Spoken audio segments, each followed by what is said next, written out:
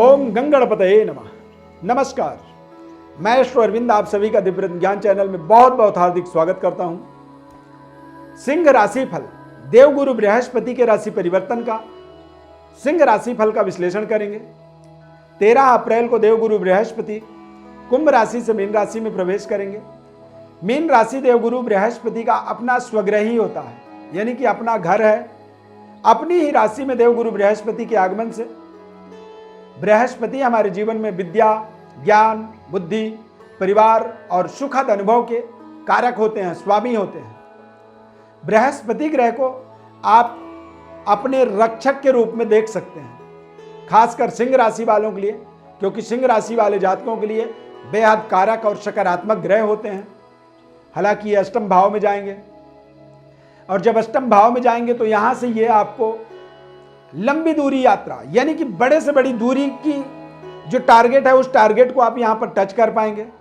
देश विदेश यात्राओं का आपके जीवन में योग बनेगा और गूढ़ से गूढ़ रहस्यों को आप समझने में समर्थवान हो जाएंगे। रहस्यमयी ज्ञान को अपने जीवन में आप प्राप्त कर पाएंगे।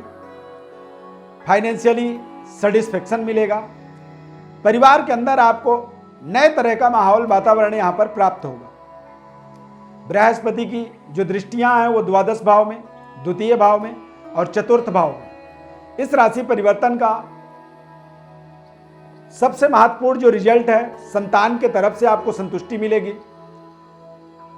नए भूमि भवन की प्राप्ति यहां पर आप देख सकते हैं।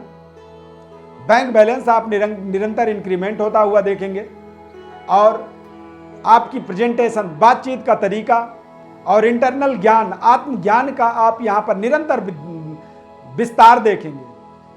आपको तमाम ऐसे इंटरनल ज्ञान, आत्मज्ञान की प्राप्ति होगी और उन आत्मज्ञान के माध्यम से आप बड़े से बड़े रहस्यमयी परिस्थितियों का आकलन कर पाएंगे। रहस्यमयी परिस्थितियों से पर्दा हटा पाएंगे और इस समय में अपने विशेष कार्य, मकसद की पूर्णता के लिए आप देश विदेश यात्रा भी संपन्न करेंगे। ये समय अपने आप में आपके जीवन के लिए बेहद महत्वपूर्ण, भाग्योदय कारक और आपके जीवन के तमाम तरह की उपलब्धियों को ये आपको देता चला जाएगा। बेहतर तरीके की एनवायरनमेंट आपको प्राप्त होगा। सकारात्मक रहें, कॉन्फिडेंट रहें और अपने बातचीत तौर तरीके को बेहतर करते चले जाएं।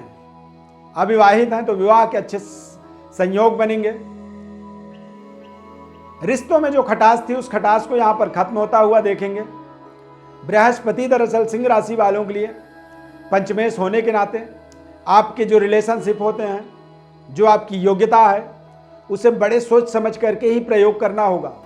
कोई एग्जाम, कोई इंटरव्यू, कोई इस तरह की जो कंपटीशन है, उस कंपटीशन को आप क्रैक करना चाहते हैं तो उसे भी आप कर सकते हैं।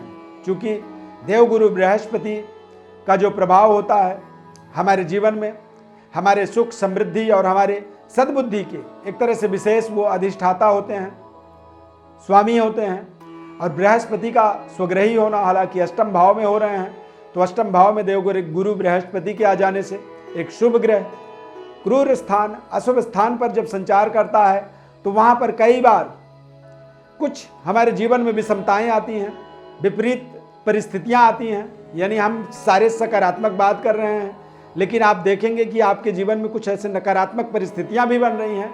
तो इस तरह की परिस्थितियों का भी पूरा आपको अंदेशा और एक आकलन जरूर अपने मन में करना चाहिए। अष्टम भाव में शनि के राशि पर बृहस्पति का आगमन हो, प्लेसमेंट था और अब वो प्लेसमेंट धीरे धीरे आपके जीवन के अंदर एक बड़ा परिवर्तन, बदलाव की ओर जा रहा है। और ये परिवर्तन, बदलाव के माध्यम से ही आप अपने जीवन की सबसे प्रमुख जो टारगेट है उन टारगेटों को अचीव करने में समर्थवान हो जाएंगे। प्रिय दर्शकों, गोचर ग्रहों को समझने के साथ साथ हमें अपने जन्मकालिक ग्रह स्थिति को समझना भी बहुत जरूरी होता है। और आपको अपने जन्मकालिक ग्रह स्थिति को समझने के लिए हमारे व्हाट्सएप पर अपनी बर्थ डिटेल भेजना है। हमारी तरफ से हम आपको निःशुल्क संपूर्ण विश्लेषण आपको बताते हैं। हमारे चैनल को काफ़ी तेज़ी से लोग सब्सक्राइब भी कर रहे हैं, जुड़ रहे हैं, तमाम कॉल्स हमारे पास आ रहे हैं और बहुत शानदार आप कार्यक्रमों में देखेंगे तो कमेंट्स भी लोगों के आ रहे हैं, यानी कि ये एक सकारात्मक प्रतिक्रिया कह सकते हैं आपकी तरफ से। कमेंट करने के लिए, सब्सक्राइब करने के लिए और मैसेज करने के लिए बहुत बहुत हम आपको धन्यवाद, आभार प्रकट करते हैं। हमारे इस चैनल को आप सब्सक्राइब करें, आपसे निवेदन है, यदि नहीं किया है आपने तो ज़्यादा से ज़्यादा लोगों तक इसे शेयर भी करें, ताकि ज़रूरतमंद को निःशुल्क सर्विस प्राप्त हो सके और वो अपने जीवन में एक अपनी बड़ी जटिल समस्या का समाधान यहाँ पर प्राप्त कर सके। इस खास कार्यक्रम में बस इतना ही, नए कार्यक्रम में फिर मिलेंगे। धन्यवाद। जय माता दी।